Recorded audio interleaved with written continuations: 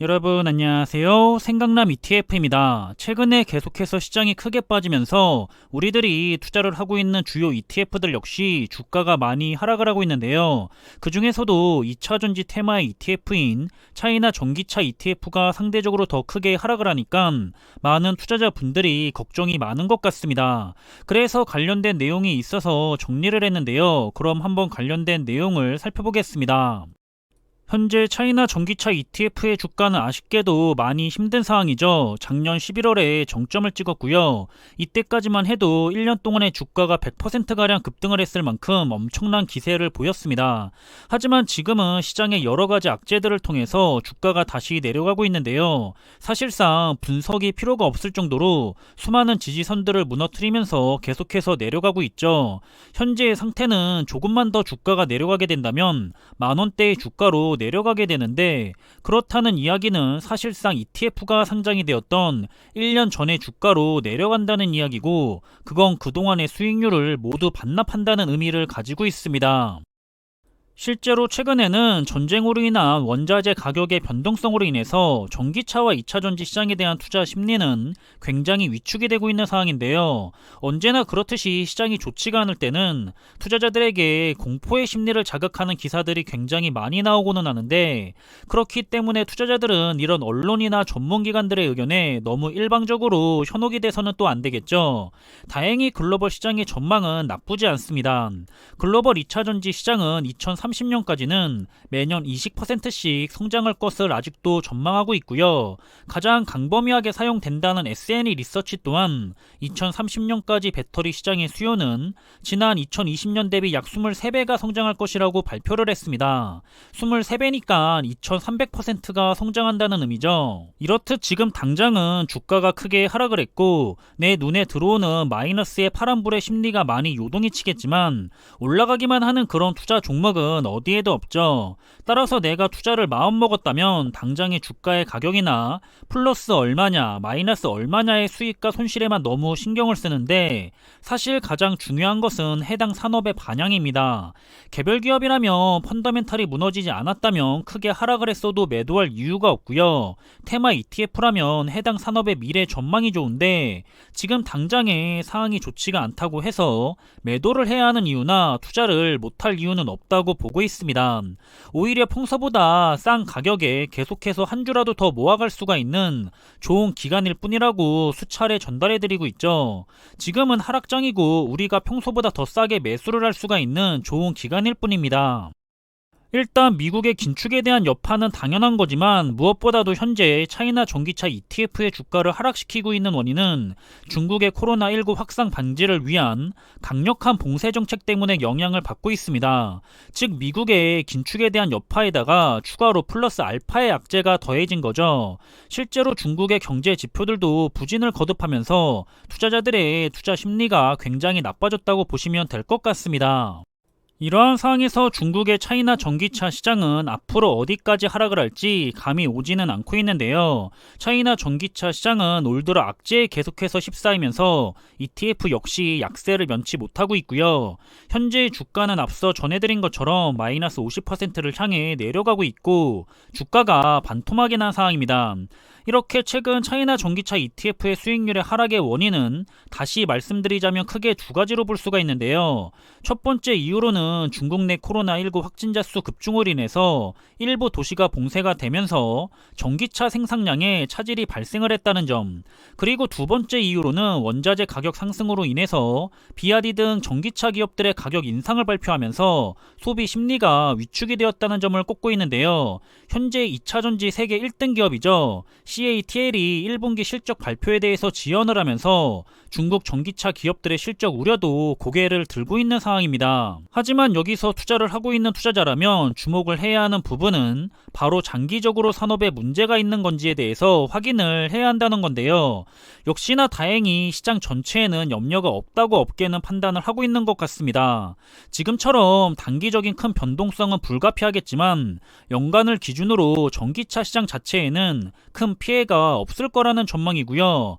물론 앞으로 중국의 코로나19 바이러스 확산 상황에 따라서 달라질 수가 있겠지만 현재 시점에서는 중국 전기차 밸류체인의 전면 봉쇄의 가능성은 낮다는 것이 전문가들의 의견입니다. 무엇보다도 중국 전기차 시장은 해를 거듭하면서 꾸준히 성장을 하고 있는데요. 2021년에 중국에서 팔린 전기차의 판매 침투율은 20%를 달성했고요. 이렇게 중국의 전기차 완성차 기업의 수나 판매 기업 수, 공급 기업 수, 침투율까지 모든 부분에서 고속 성장을 하고 있는 모습입니다. 따라서 현재 주가는 끝없이 추락을 하고 있기는 하지만 시장 자체의 상황만 놓고 본다면 고속으로 성장을 지속하고 있고요. 앞으로 적어도 2030년까지도 장기적인 관점으로 높은 성장이 여전히 전망이 되고 있기 때문에 지금은 장기 투자자에게 가장 중요한 인내 영역에 들어섰다고 보고 있습니다. 따라서 작년 말부터 하락을 시작해서 지금도 힘든 시기를 보내고 있는 2차전지 시장인데요. 이 2차전지 시장에서 정상의 경쟁력을 가지고 있는 중국이 오르지 못하고 있는 이유는 여러가지 악재들로 인해서 중국의 전기차 판매율이 둔화할 거라는 우려가 가장 크다고 분석을 하고 있고요. 그렇지만 이제는 친환경으로의 변화의 흐름은 세계적인 추세죠.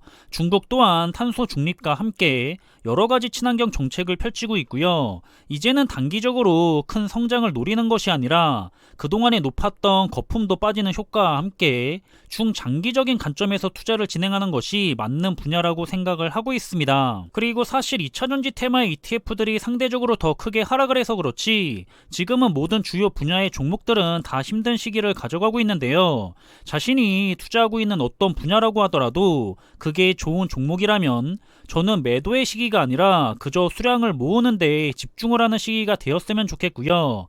나열하기도 힘들 정도의 좋은 종목들은 많다고 생각을 하고 있습니다.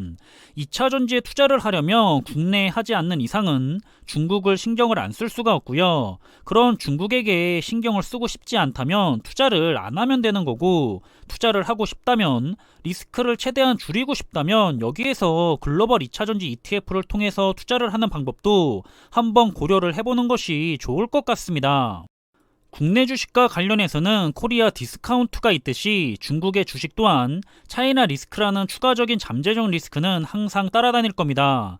그리고 언제나 그렇지만 우리들이 이래저래 머리를 써가면서 더 나은 수익을 위해 노력을 해보고 있지만 항상 그렇게 사고 파는 주식 회전율이 높은 투자자일수록 대부분의 성과가 좋지 못했다는 반복이 되는 사실 때문에 저는 현재의 가격을 보고 투자를 하고 있는 것이 아니라 개별 기업이라면 펀더멘탈을 보고 있고요. ETF라면 안전하게 지수에 투자를 하거나 테마 ETF라면 미래의 산업 방향을 보며 투자를 하고 있기 때문에 그 방향만 잘못되지 않았다면 언제나 좋은 자산을 모아간다는 개념으로 투자를 하고 있습니다. 사실 이런 투자는 오래 할수록 손해를 보지 않게 되는데요. 그 이유는 투자 초반에는 큰 하락장이 올 때마다 수시로 성과가 1년에서 몇 년이나 되는 성과로 다시 되돌아가는 경우가 많기 때문에 순간적으로 마이너스로 돌아서게 되는 일이 많은 거죠.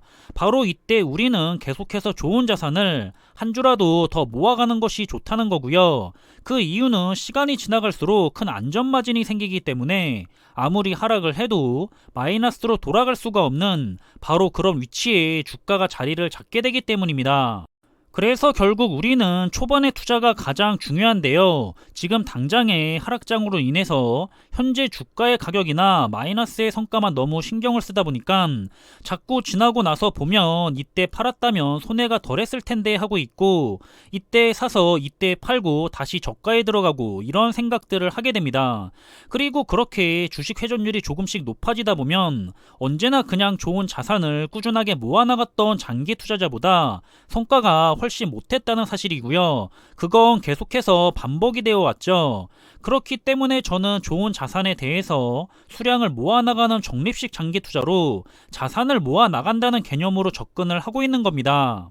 실제로 투자를 하다 보면 어느 정도 쌓인 경험과 지식으로 인해서 자기도 시장의 시기나 투자 종목을 보면서 저점에서 들어가서 고점이 되기 전에 나오는 단타 트레이딩 투자를 충분히 할 수 있을 것 같은 착각에 빠지거나 욕심에 사로잡히는 것을 주변에 많이 볼 수가 있는데요. 그게 쉬었다면 누구나 쉽고 편하게 돈을 많이 벌었겠죠. 한두 번 그리고 몇 번은 맞을지 몰라도 결국 끝까지 그렇게 투자를 해서 좋은 성과를 냈던 투자자는 극소수였다는 사실을 염두하시길 바라겠고요. 그럼 이번에 준비한 내용은 여기서 마무리하겠습니다. 항상 준비한 내용들이 여러분들과 함께 투자하는 데 있어서 많은 참고가 될 수 있는 그런 좋은 영상이 되기를 바라고 있고요. 심리적으로도 그리고 좋은 정보로도 도움이 되었으면 좋겠습니다. 그럼 영상이 도움이 되셨다면 구독과 좋아요 부탁드리고요. 저는 다음에 더 좋은 정보들로 찾아뵙겠습니다. 감사합니다.